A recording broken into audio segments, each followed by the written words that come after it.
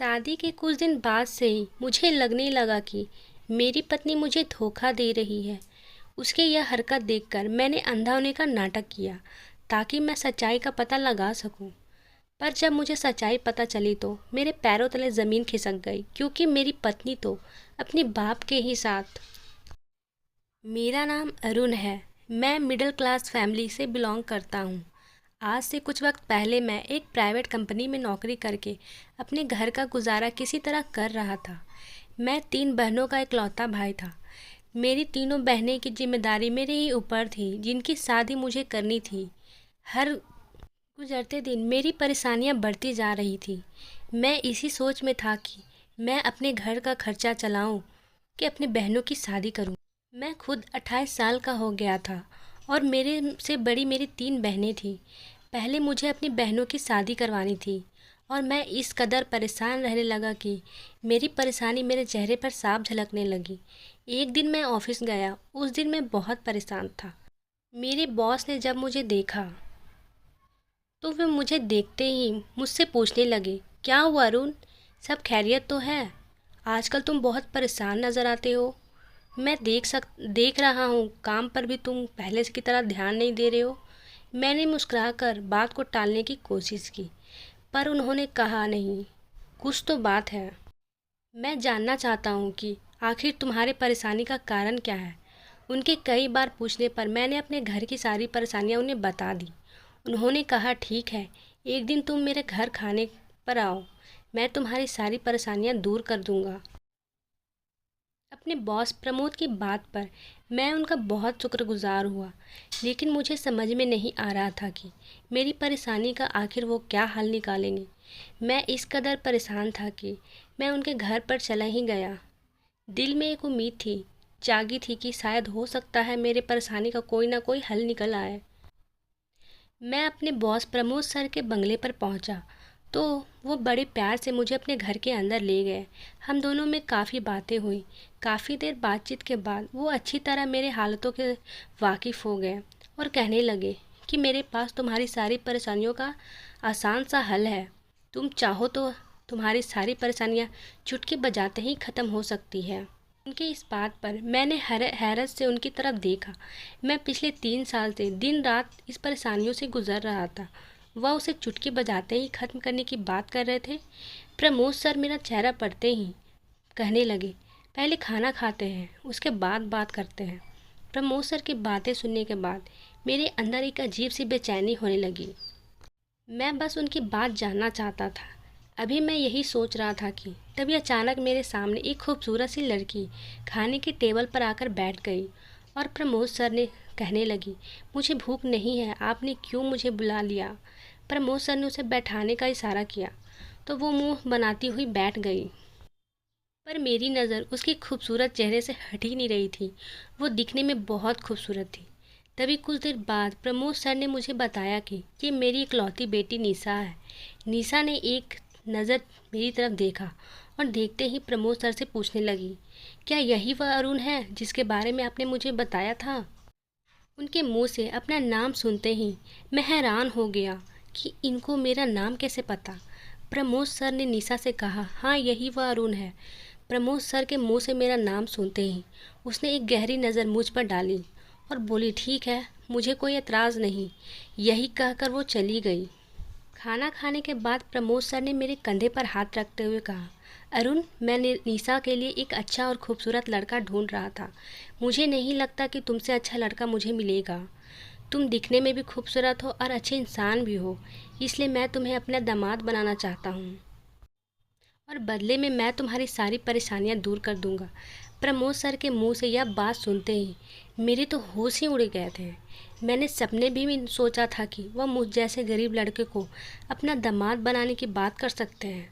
वह कहने लगे कि तुम्हारी बहनों की शादी का खर्चा मैं उठाऊंगा। निशा मेरी इकलौती बेटी है।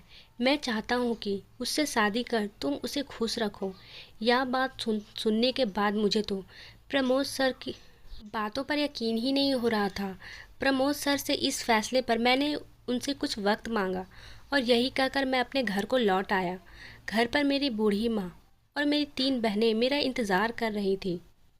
उन्हें पता था कि मैं प्रमोद सर के घर गया था। घर आते ही माँ मुझसे पूछने लगी कि तुम्हारे सर ने तुम्हें क्यों बुलाया था। मैंने बिना कुछ सोचे समझे माँ और अपनी बहनों को सारी बात बता दी। माँ मेरी बात सुनते ही खुश हो गई। कहने लगी, बेटा इसमें सोचने की क्या बात है। उनकी बेटी निशा दिखने में भी खूबसूरत है और बदले में वो हमारे घर की सारी परेशानियां दूर कर देंगे। मेरी बेटियों की अच्छी से अच्छी शादी घर करवा देंगे और हमें चाहिए भी क्या। मुझे भी माँ की बातें सही लगी। सारी रात सोचने विचार करने के बाद मुझे यही लगा कि निशा से शादी करने के बाद मेरी सारी परेशानियां दूर हो जाएंगी। और उसमें कोई बुराई भी नहीं थी। वह दिखने में भी बहुत खूबसूरत थी। मैं इस शादी से आखिर क्यों इनकार करता। अगले दिन मैं प्रमोद सर को हाँ का जवाब दे दिया। मेरे जवाब सुनकर वह बहुत खुश हुए और अगले दिन उन्होंने मेरी और निशा की शादी करवा दी और अपने घर जमाई बनाकर रख लिया। मुझे अपनी शादी से ज़्यादा खुशी अपनी बहनों की शादी की थी, क्योंकि प्रमोद सर ने मेरी बहनों की शादी की जिम्मेदारी जो ले रखी थी। पर शादी की पहली रात को ही मेरे साथ कुछ ऐसा हुआ जिससे जानने के बाद तो मैं सदमे में आ गया था। शादी की पहली रात को निशा ने मेरे साथ ऐसी शर्त रखी कि जो कोई भी मर्द वो शर्त मानने को तैयार नहीं होगा। उसने कहा, अगर आप मेरी ये शर्त नहीं मानोगे तो मैं आपके साथ कोई भी रिश्ता नहीं रखूँगी। निशा की बात सुनकर मैं हैरान था कि शादी की रात कौन सी दुल्हन अपने पति से इस बात की बातें करती है। निशा ने मेरे सामने ऐसी शर्त रखी थी जिसमें मेरा मानना नामुमकिन था। सारी रात इसी कहा सुनी में गुजर गई और सुबह हो गई। सुबह खाने की टेबल पर बैठते ही प्रमोद सर ने मुझसे पूछा, सब खैरियत तो है। मैंने उनसे कमरे में अंदर की बात क्या बताता कि आपकी बेटी मेरे साथ क्या क्या किया। मैंने बात को टालते हुए कहा, हाँ सब ठीक है। बात करते करते उन्होंने कहा कि मैंने तुम्हारी बहनों की शादी के लिए कुछ जगह पर बात की है। कुछ दिन बाद उनकी शादी अच्छे और रईस खानदान में करवा दूंगा। प्रमोद सर की बातें सुनकर मुझे एक तसल्ली मिली कि चलो मेरी बहनों की शादी तो अच्छे घर में जाएगी। मुझे टेंशन थी तो निशा और उसके शर्त की कुछ दिन बाद प्रमोद सर ने मेरी दो बहनों की शादी एक अमीर और ऊंचे खानदान में करवा दी। मुझे इस बात की तसल्ली मिली कि चलो मैं अपनी ज़िंदगी में ना सही पर मेरी बहनें अपनी ज़िंदगी में खुश हैं। पर कभी कभी मैं अपनी ज़िंदगी के बारे में सोचता बिखर जाता। आखिर ना चाहते हुए भी कुछ दिन बाद मैंने निशा की वो शर्त मान ली। मैंने सोचा एक बार वो मेरी हो जाएगी तो मैं उसे मना लूँगा। जब मैंने निशा को बताया कि मैंने उसकी शर्त मान ली है तो वो बहुत ज़्यादा खुश हो गई और वह रात में मेरी ज़िंदगी की सबसे खूबसूरत रात बन गई। अगले कुछ दिनों में मेरी तीसरी बहन की भी शादी हो गई और मेरी भी शादीशुदा ज़िंदगी अच्छे से गुजरने लगी। मेरी ज़िंदगी में सब कुछ अच्छा हो गया था, पर यह मेरी खुशी शायद कुछ दिनों की मेहमान थी। मुझे एहसास नहीं था कि ये खुशी मेरी ज़िंदगी में एक बड़ा तूफान लेकर आने वाली है। शादी के कुछ दिन बाद मुझे महसूस होने लगा कि निशा की हरकतें कुछ ठीक नहीं है। मैं रात को सोने के लिए लेटता तो निशा बड़े प्यार से मुझे एक गिलास दूध पिलाती और दूध पिलाते से मुझे गहरी नींद आ जाती। हर सुबह जब सोकर उठता तो मुझे महसूस होता कि निशा पूरी रात मेरे साथ नहीं थी। मेरे साथ ऐसा होता हुआ देख मुझे एहसास होने लगा कि निशा मुझसे कुछ ऐसा छिपा रही है जिससे मैं पूरी तरह बिखर सकता हूँ। मुझे मेरे कुछ दिन यूं ही गुजर गए। एक बार मेरा छोटा सा एक्सीडेंट हो गया। एक्सीडेंट के बहाने मैंने जानबूझकर अंधा होने का नाटक किया, क्योंकि मैं निशा को वो राज जानना चाहता था कि आखिर वो मुझसे क्या छिपा रही है। और फिर जो राज मेरे सामने आया उसे देखकर तो मेरे पैरों तले ज़मीन खिसक गई। निशा को जब पता चला कि मैं अंधा हो गया हूँ तो वह मुझे दूध में अब नींद की गोलियाँ मिलाकर नहीं देती थी और उसका दिया हुआ दूध पीने के बाद मुझे नींद भी नहीं आती थी। एक दिन वह मेरे लिए दूध लेकर आई और मैं दूध पीकर झूठा नाटक करके सो गया। उसे लगा मैं सो गया हूँ और जगता भी तो क्या फ़ायदा। उसे तो लगता था कि मैं अंधा हो गया हूँ। वह मुझे दूध देने के बाद अच्छे से सज संवर कर कमरे से बाहर निकल गई। उसके कमरे में से जाते ही मैं दबे कदमों उसके पीछे पीछे गया। मैंने देखा वो प्रमोद सर के कमरे में जा रही थी। मैं सोच में पड़ गया कि रात को इस वक्त आखिर वह अपने बाप के कमरे में क्यों जा रही है। प्रमोद सर के कमरे में जाते ही उसने दरवाजे को बंद कर दिया। मुझे मजबूरन रोशनदान से देखना पड़ा।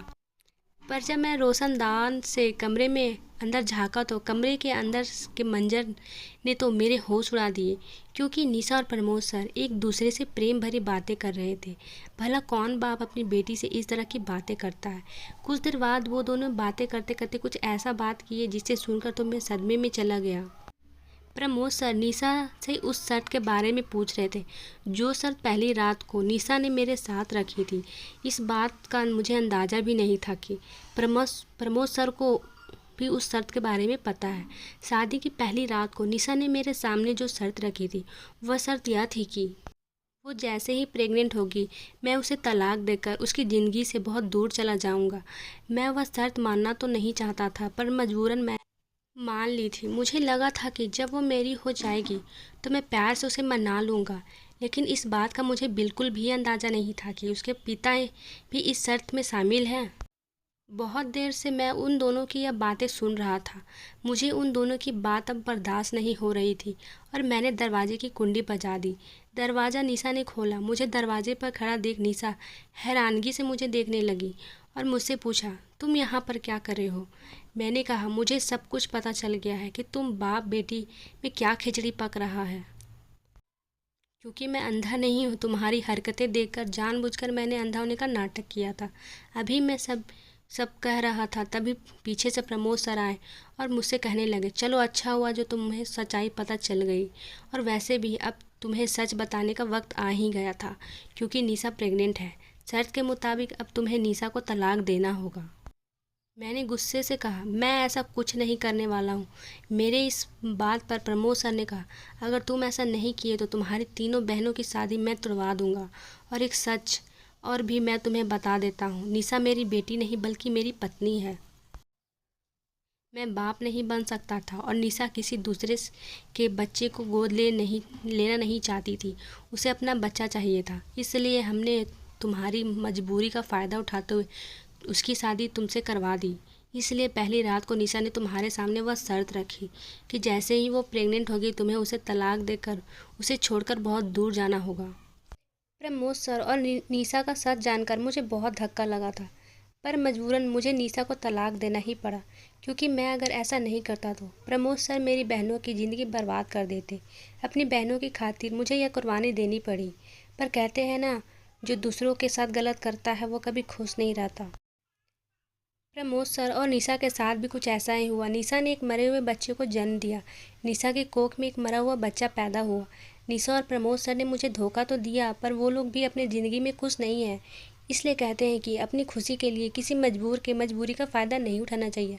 आपको ये हमारी वीडियो कैसी लगी कमेंट में ज़रूर बताएं और चैनल को सब्सक्राइब करना भी ना भूलें। Thank you.